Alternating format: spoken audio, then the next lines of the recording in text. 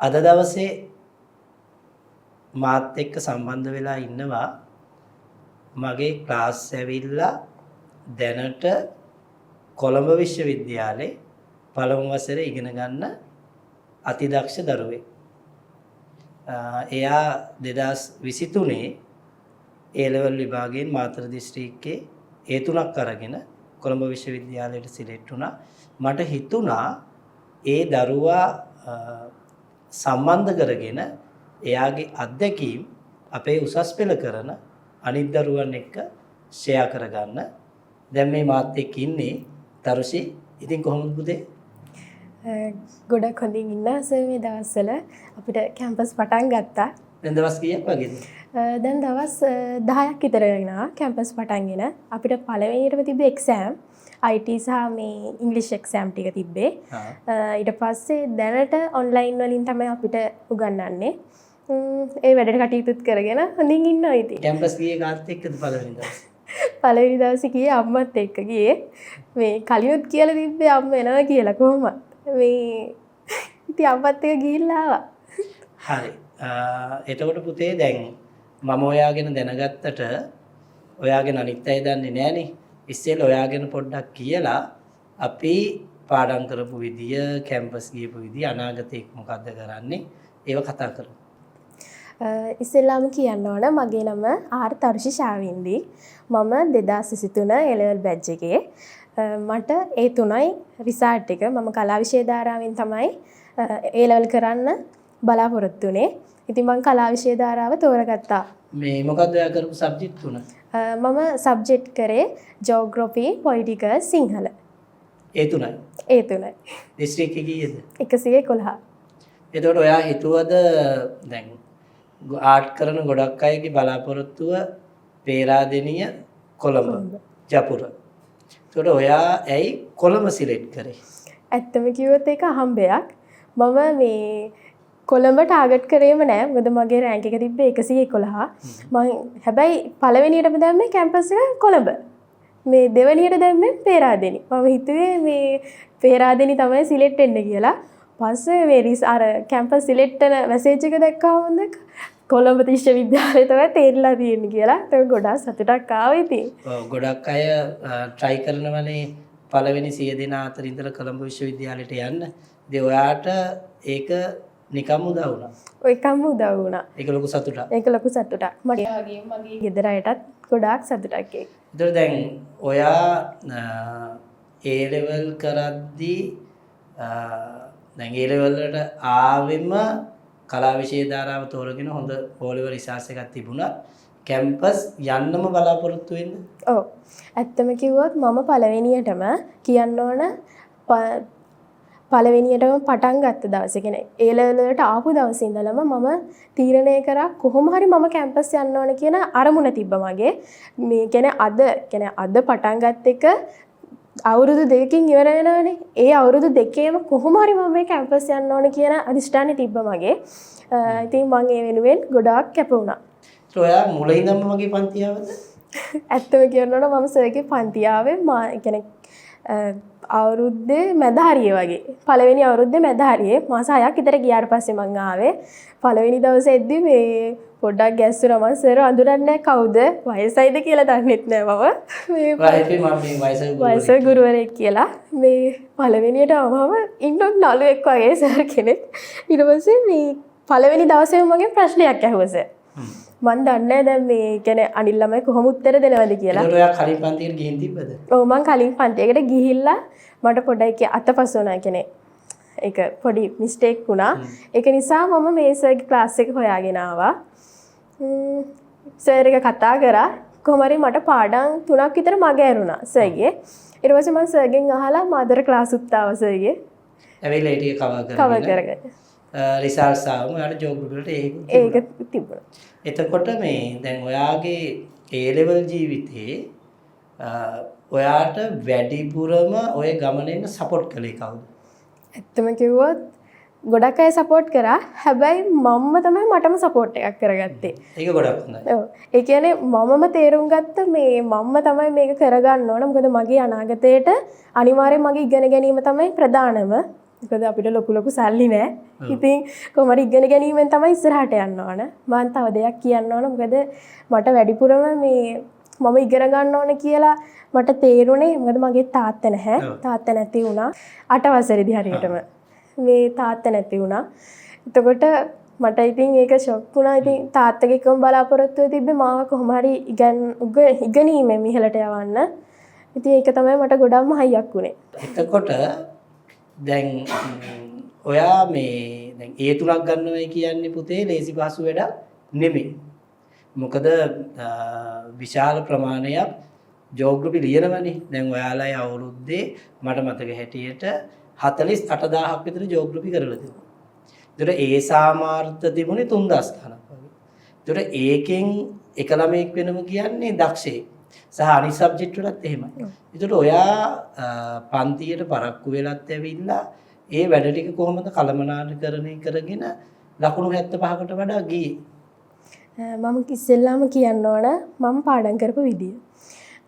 මම කලිනුත් කිව්වා මම A level වලට ආපු දවසේ ඉඳන්ම මගේ එකම අරමුණ තිබ්බේ කොහොම හරි මම කැම්පස් යන්න ඕන මට second shy third shy ලියන්න බෑ කියන එකමයි. ඉතින් මම හොඳ කාලසටහනක් හදාගත්තා. හැබැයි ඒක ස්ථිර කාලසටහනක් නෙමෙයි. මාසෙන් මාසෙට අලුත් වෙන කාලසටහනක්. ඒ වගේම තමයි මගේ කාමරේ. කාමරේ තියෙන පොත්පත් හැමදේම අලුත් විදිහට තමයි මම හදන්නේ. එකම විදිහට දකින්න එකට වඩා හැමදාම වෙනස් වෙනකොට තමන් අර බෝරින් වෙන්නේ නැහැ අලුත් විදිහට පටන් ගන්න ඕන. ඉතින් මම ඒ විදිහට කාමරේත් හදාගත්තා. ඊට පස්සේ දැන් හැම සබ්ජෙක්ට් එකකම පාඩම් කරනකොට ඒ අපිට අදාළ පාඩම් තියෙනවානේ. ඒ පාඩම අවසානයේදී කෙටි සටහන් ගැහුවා. එතකොට ඒ ජෝග්‍රෆි වලට විතරක්ද ඉතුරු සබ්ජෙක්ට් දෙකටම? එක සබ්ජෙක්ට් එකකට නෙමෙයි. සබ්ජෙක්ට් තුනටම තමයි මම බැලන්ස් එකේ කරන්න ඕනේ. ඒක අපි ළමයින්ට කියන්න ඕන පුතේ. මොකද සමහර ළමයි ඉන්නවා කැමති සබ්ජෙක්ට් එක විතරයි වැඩ කරන්නේ. අන්න ඒක ප්‍රධානයි. ඒ කියන්නේ දැන් සමහර කට්ටිය තෝරගන්නේ මේ Taman අකමැති සබ්ජෙක්ට්. ඒ කියන්නේ Taman ලේසිම සබ්ජෙක්ට් එක තියාගෙන කරනවා අනිත් සබ්ජෙක්ට් දෙක කරන්නේ නැහැ. එතකොට එයාලට වෙන්නේ ඒ සබ්ජෙක්ට් එකෙන් ඒ එකක් එයි අනිත් දෙක ෆේල්. ඔව් කැම්පස් කියන්නේ සබ්ජෙක්ට් තුනක් නේ. ඔව්. එතකොට මේ සබ්ජෙක්ට් තුනටම මහන්සි වීම තමයි විශ්වවිද්‍යාල සීනිය. මොකද මම දකිනවා දැනටත් අපේ ක්ලාස් වල ඉන්නවා මේ සමහර දරුවෝ සමහර උදාහරණ විදිහට ජෝග්‍රෆි ගන්නකෝ.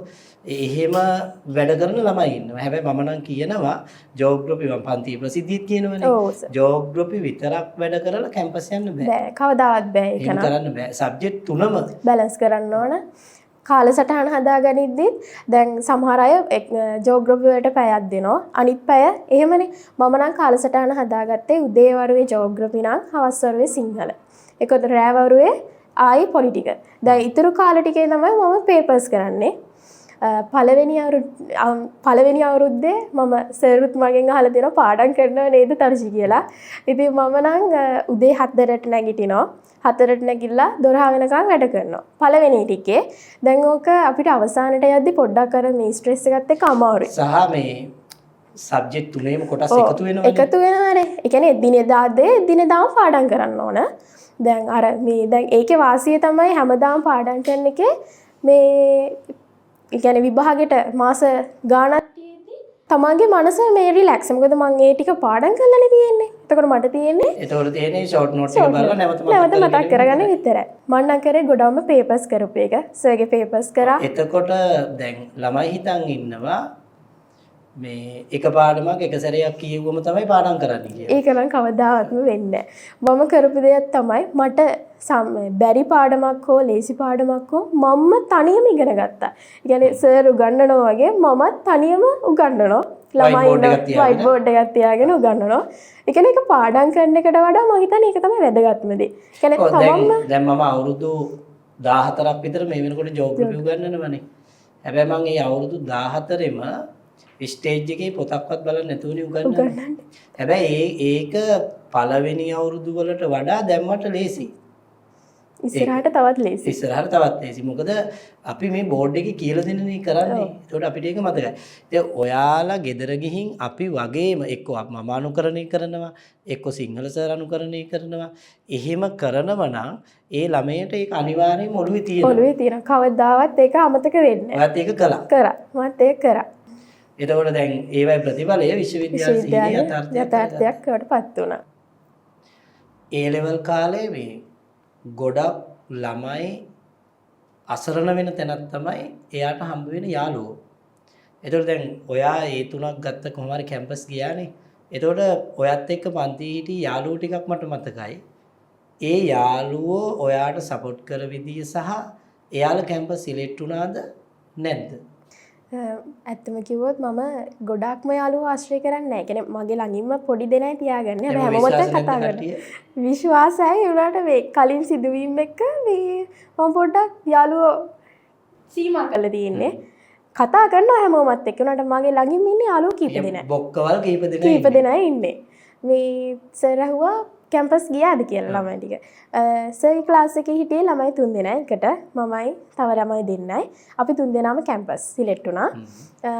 දැනට ඒ කට්ටිය ජයවර්ධනපුර විශ්වවිද්‍යාලයේ තමයි ඉන්නේ දෙන්නම. ජයවර්ධනපුරත් මගේ විශ්වවිද්‍යාලය. ඔව් සර්ගේ විශ්වවිද්‍යාලය. එතකොට මේ දැන් එයාලගෙන් ලැබිච්ච සපෝට් එක මොකක්ද?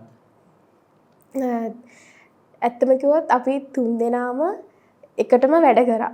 ඒ කියන්නේ පාඩම් කරන ඒවා වුණත් මේ දැන් එයාට බැරි ෂෙයා කරගත්තා. කෙනෙක්ට බැරි නම් අනිත් වාරෙම අනිත් කෙනා යාට කියා දුන්නා. ඒ විදිහට තමයි ගොඩක් කරේ. 3 දෙනා බැලන්ස් එකේ තමයි මේ පාඩම් කරන්නේ. එයාට මේ කෙනෙක්ට බැරි නම් මමත් උදව් කරනවා. එහෙම තමයි ගොඩක්. බැරි වුණොත් සර්ගෙන් තමයි අහන්නේ. ඒ කියන්නේ 3 දෙනාගෙම තිබුණු කැම්පස් යන්න ඕන. ඔව් කැම්පස් යන්න ඕන. හැබැයි කවදාවත් 3 දෙනාට කියලා නැහැ මේ මම කැම්පස් යනවා. එහෙම කියලා නැහැ. මට මතකයි අපි ගියපු කතරගම ට්‍රිප් එකේ සර් ඇහුවා 3 දෙනාම එකට හිටියේ. ඔව්. කතරගම ගිහින් පඳුරුත් දැම්මද? පඳුරුත් දැම්මා. හිතුවේ නැහැ. හරි. ඒ ළමයි ඉතින් ජපුරේ ඔයා කොළඹ නමුත් ඉතින් එක ළඟ හම්බ වෙයි. එතකොට පුතේ මේ උසස් පෙළ විශිෂ්ට ප්‍රතිඵලයක් ගන්න අපේ උපකාරක පන්ති විතරක් නෙමෙයිනේ හේතු වෙන්නේ. ඔය යාළුවන්ගේ බලපෑම්, ගෙදර සපෝට් එක කොහොමද තියෙනවනේ. එතකොට ඔයාට මේ නාරන්දිනී ජාතික පාසලෙන් ලැබුණු දායකත්වය සහ මේ වෙලාවේ ඒ ඉස්කෝලෙන් ලැබිච්ච සපෝට් එක අනිවාර්යෙන් මතක් කරන්න ඕනේ. මොකද තව නංගිල මණ්ඩල ගොඩාක් නාරන්දිනීන් අපේ පන්ති එනවා. ඒතකොට අපේ පන්ති ආවත් නාවත් ඒ ළමයි බලනවනේ ඉස්කෝලේ සපෝට් එක. ඒතකොට අපි ඒ ගැන චුට්ටක් මතක් කරමු.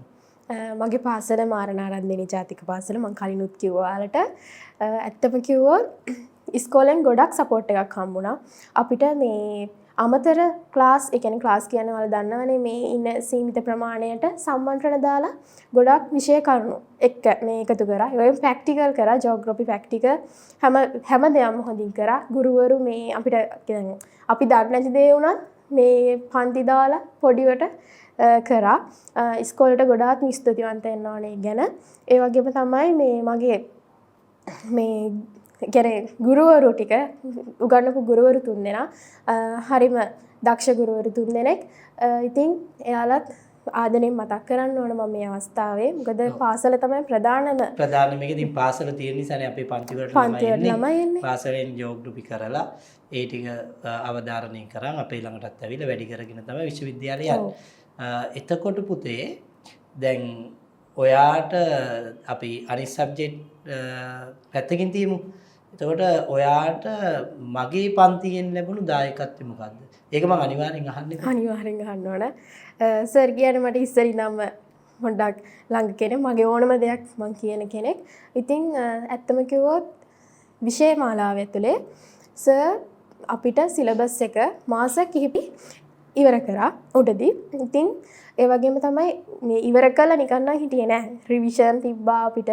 ඒ වගේම තමයි පේපර්ස් ලිව්වා. පේපර්ස් මම හිතන්නේ අවසාන ටිකේ පේපර්ස් 15ක් විතර. ඒ කියන්නේ එක්සෑම් එක විතරක් ටාගට් කළා.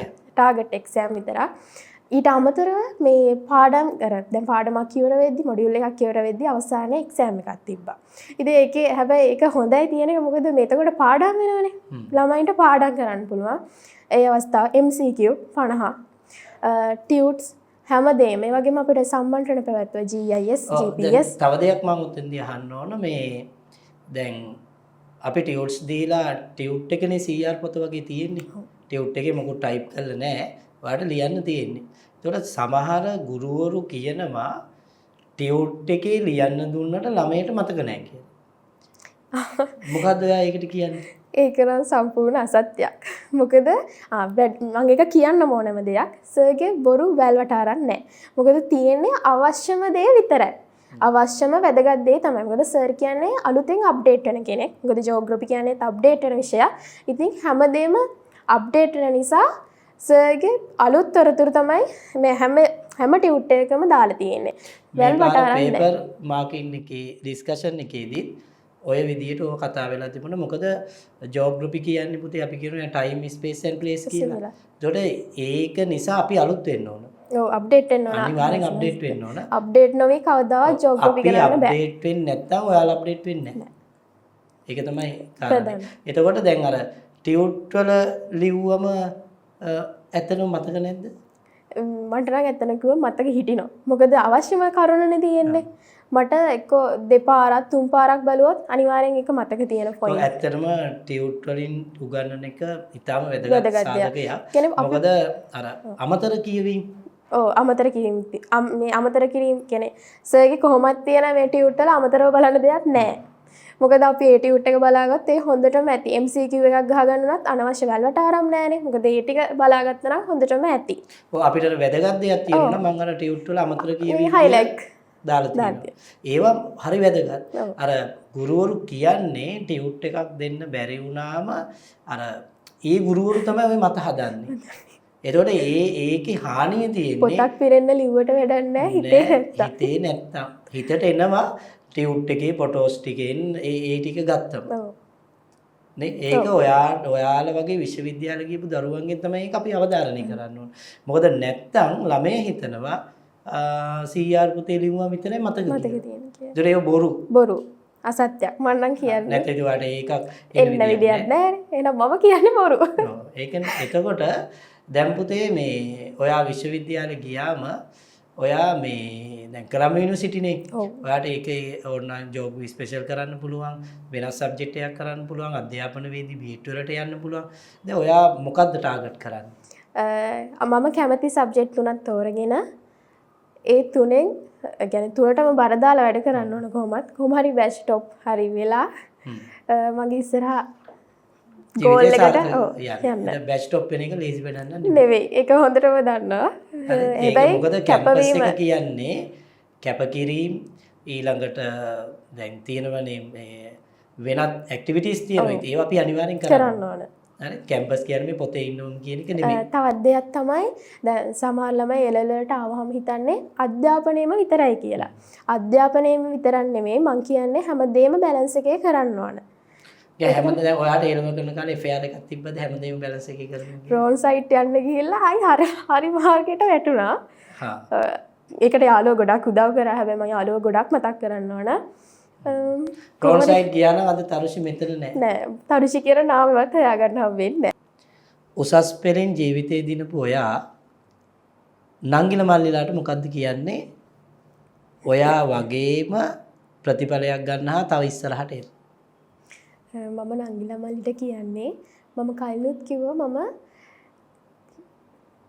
A-level වලට ආපු පළවෙනි දවසේ ඉඳන්ම මගේ මේන්ම ටාගට් එක තමයි කොහොම හරි මම විශ්වවිද්‍යාලේ යනවා කියන එක. අධ්‍යාපනය කියන්නේ තමන්ගේ ජීවිතයේ සාර්ථකත්වයට යන එක යතුරක්. ඒ සාර්ථකත්වයට යන්න ඔයාලා අනිවාර්යයෙන්ම කැප වෙන්න ඕන. මේ අවුරුදු 2 විතරයි ඔයාලට තියෙන්නේ සාර්ථකත්වයට යන්න. ඒ කියන්නේ අධ්‍යාපනය විතරක්ම ඔයාලා මේන් කරගෙන අනිත් ඒවාත් හැමදේම බැලන්ස් කරන්න ඕන. නැත්නම් අධ්‍යාපනයේ පැත්තට ගියොත් සමාජය ගැන තේරුම් ගන්න වෙලාවක් නැහැ ළමයින්ට. ඒකට අසාර්ථක පුරවැසියෙක් වෙනවා. ඒ වගේම තමයි ඔයාලා අනිවාර්යයෙන්ම අපි අවුරුදු 13ක්ම මේ අධ්‍යාපනයේමනේ හිටියේ. ඒ අවුරුදු 13ේම අවසාන අවුරුදු 2 මේක.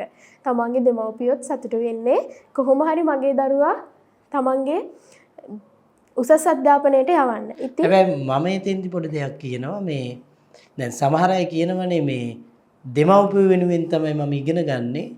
දැන් මම නම් කියන්නේ දෙමව්පිය වෙනුවෙන් නෙමෙයි අපි ඉගෙන ගන්නෙ. මම නම් ඉගෙන ගන්නේ මම වෙනුවෙන්. එතකොට දෙමව්පියන්ට සතුටුයි සහ දෙමව්පියන්ට විශාල ජීවිතයක් දෙන්න පුළුවන් අනාගතේ. එහෙම නැතුව දෙමව්පිය වෙනුවෙන් අපි ඉගෙන ගන්න නැහැ. සමහරවිට මේ වචනයට අපිට දොස් කියයි. නමුත් මේ මම දකින්න කෝණයක. එතකොට අපි හොඳට ඉගෙනගෙන හොඳ රස්සාවක් කරද්දි හොඳට සල්ලි හම්බ කරද්දි දෙමව්පියන්ට අපිට ගොඩක් දේවල් දෙන්න පුළුවන්. අතාරශ එකගයි දෙකට. මම ඒකට අනිවාර්යෙන් එක්වයි. මොකද මම කලිනුත් කිව්ව සර්ට මමමයි ඉගෙන ගත්තේ කියලා. මොකද මට උදව් කරා කට්ටිය. හැබැයි මම හිතාගත්තා මම තමයි ඉගෙන ගන්න ඕන කියලා. මොකද මගේ අනාගතේට අනිවාර්යෙන් ඉගෙන ගැනීම ප්‍රධානයි. මොකද ගෑනු ළමයින්ට අනිවාර්යෙන්ම අධ්‍යාපනය කියන්නේ අනාගතේ ගැහැණු වැඩි අපේ රටේ. මම උගන්නන්න නැතිනේ. ඒතකොට ඔයාලා තමයි ඉස්සරහ ලොකු පුටු වලට යන්නේ. ඒතකොට ඉගෙන ගත්තම තමයි යන්න පුළුවන්. යන්න පුළුවන් වෙන්නේ. හරි. එතකොට දැන් මම කිව්වනේ මේ ඔයාලා ලොකු පුටු වලට යන්නේ කියලා. මම හදවතින්ම ප්‍රාර්ථනා කරනවා ඔයාට මාතර හෝ වේවා, මේ දකුණු පළාතේ හෝ වේවා, එහෙම නැත්නම් ලංකාවේ ප්‍රධාන පුටුවකට එන්න තවදුරටත් හොඳට ඉගෙනගෙන ඒ ශක්තිය ධෛර්යය ලැබෙන්න කියලා. මොකද මේ ඔයාලා හොඳ දරුවෝ, කැපවීමක් කරන්න පුළුවන් දරුවෝ, රටට සේවයක් ගන්න පුළුවන් ඔයාලගෙන්. ඒ නිසා ඔයාලා තව උනන්දු වෙලා පුළුවන් නම් රටත් ගිහින් ඉගෙනගෙන ඇවිල්ලා ඒ දැනුම ඔක්කොම ෂෙයා කරගෙන අපේ දරුවන්ට යමක් දෙන්න අනාගතේ. අනිවාර්යයෙන් සර්ට ගොඩාක්ම ස්තුතියි. ජීවිතේ උපරිමයට දිනලා තවත් දවසක අපි මෙහෙම හමු වෙමු. අද අපිත් එක්ක සම්බන්ධ වුණාට තරුචිර ගොඩාක් ස්තුතියි. අපි ආයෙ දවසක හමු වෙමු මේ වගේ.